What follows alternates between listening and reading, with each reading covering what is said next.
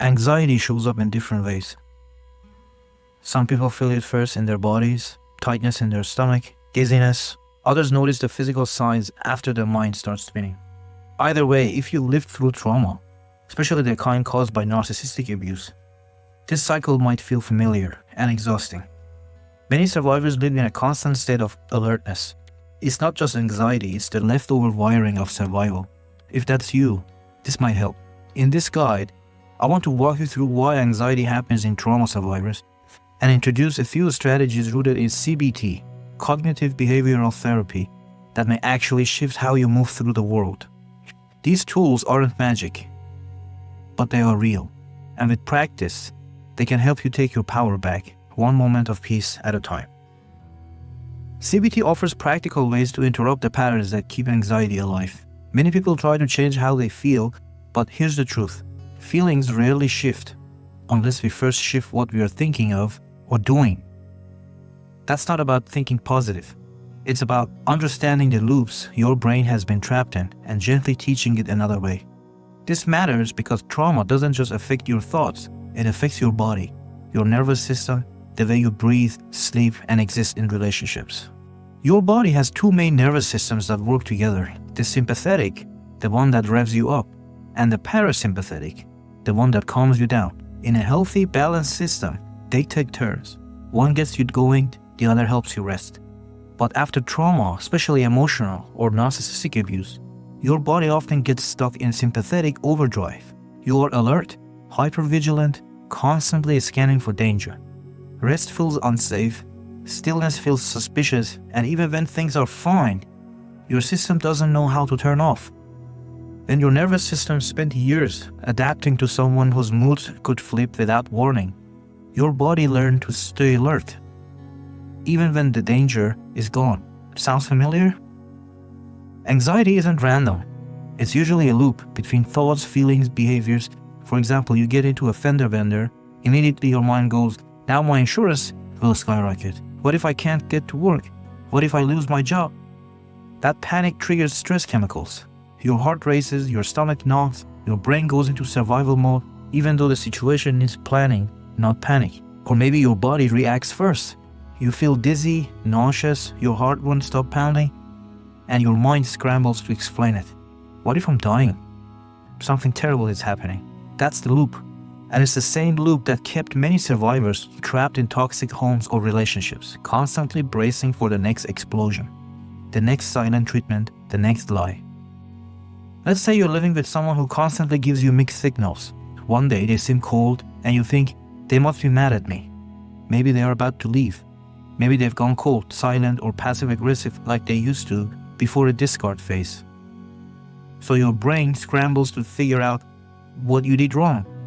That thought spirals. You shut down. They get even more distant and the spiral tightens. The root cause? A triggering thought, not reality, not the situation itself. Here's the truth. The event doesn't cause your anxiety. Your reaction does. Try tracing it. What set you off? What was your first thought? What emotion followed? What did you do next? Every time you become aware of this cycle, you create a chance to change direction, to cut it short before it spirals. This is where CBT shines. Survivors often get stuck obsessing, why did I think that? What does it mean? But thoughts are just mental events. They're not facts, not prophecies. One powerful CBT practice is called cognitive diffusion. It means creating distance from your thoughts. You start saying, I'm having a thought that I might lose everything, instead of, I'm going to lose everything. That simple change rewires your relationship with fear. You're not erasing the thought, you're just seeing it for what it is. If your anxiety starts in the body, reframe it too. I'm having a thought that this tight chest feeling could mean something serious versus this is definitely serious. You are not your symptoms. You're the one observing them, and that matters. The part of you that notices, that's the part they couldn't break. It's still there, watching, learning, healing.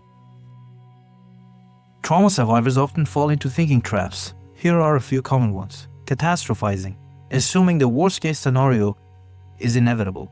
Black and white thinking, they are mad at me, so they hate me. Not true, people can be upset and still care.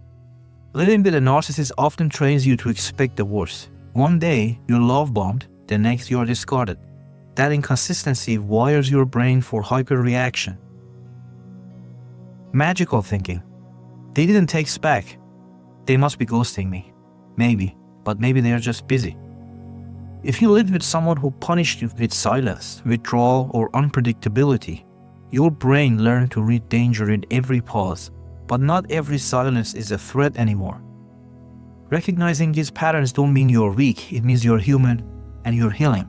Your brain doesn't always know the difference between imagination and reality.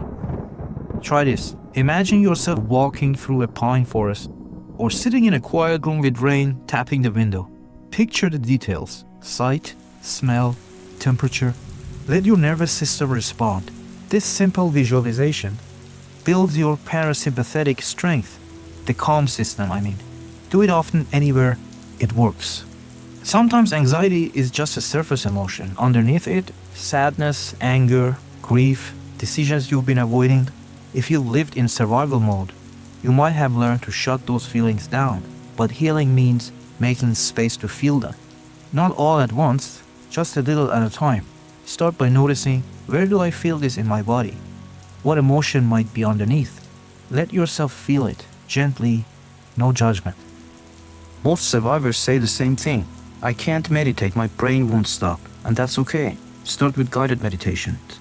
Let someone else's voice hold you while you breathe. If you trust my voice, you can let me be your guide in a 6-minute affirmation video I made, wrote it in CBT, and created especially for narcissistic abuse or emotional abuse survivors. Set a timer for 5 to 10 minutes. Write out every anxious thought. Then, imagine putting them in a mental box. Label it later. Throughout the day, if worries come up, remind yourself, not now, you are in the box. This isn't avoidance. This creates boundaries around your fear. You're not ignoring your anxiety, you're containing it. Narcissists rarely give closure, so your brain tries to create it on its own, replaying scenes, imagining different outcomes, or trying to make sense of the senseless.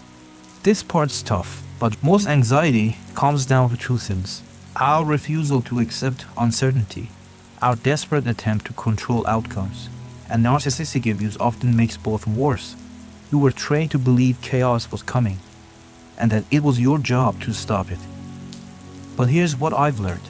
The worst things that happened to me, I never saw them coming. The things I obsess over, most of them never happened. Letting go of control is terrifying, but it's where peace lives. Practice saying, it's okay not to know, it's okay to rest, it's okay to let go. If you found this helpful, I've linked 2 more videos below. They're beautifully narrated by my sister, who has helped create content for this channel. I think you'll really enjoy them. This isn't about fixing yourself, it's about giving yourself tools to feel safe again, to feel like you again, before the storm. You deserve that. And if you want to know me a little better, why this channel exists, and what I've personally lived through, watch the video where I share my own experience with a narcissist. It's raw, honest, and might make you feel a little less alone. Because at the end of the day, healing is hard. But it's easier when you don't feel like you're doing it in the dark and on your own.